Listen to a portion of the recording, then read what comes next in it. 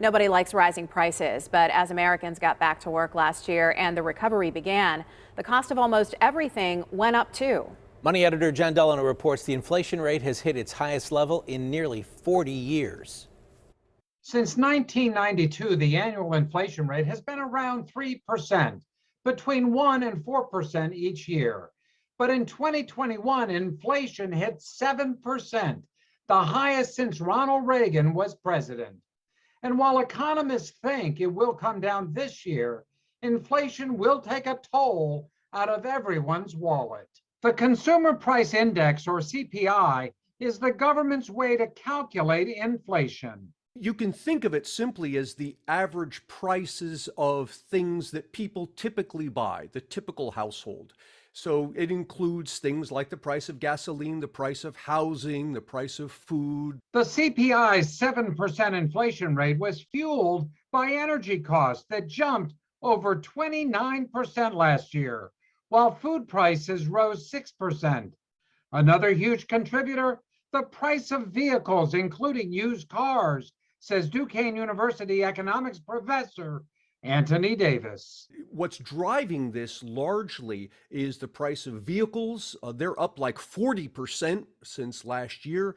Most economists like Omer Sharif, founder of Inflation Insights, say the pandemic is largely to blame, creating supply chain problems overseas and at ports that drive up prices. And then there's the demand side. Right now, we can't really, not as many people are flying as what you normally see, not as many people are going out to restaurants due to COVID. And so what they're spending their money on is durable goods. They're buying furniture, they're buying TVs, things of that nature. And that's also sort of driving up the cost. Although the 2021 inflation rate is high, the trend may be better than it feels. The December monthly inflation rate at 0.5% is down from October's rate of 0.9%. So what will 2022 look like? I think the next few months will stay around 7% inflation. And by the middle of the year, you should hopefully get down to sort of around 4.5. And by the end of the year, I expect that we should be closer to about 3%. Whatever the inflation rate, economists say don't count on quick wage increases to offset the price rise. Wages will rise with inflation, but they tend to rise in a lagged fashion.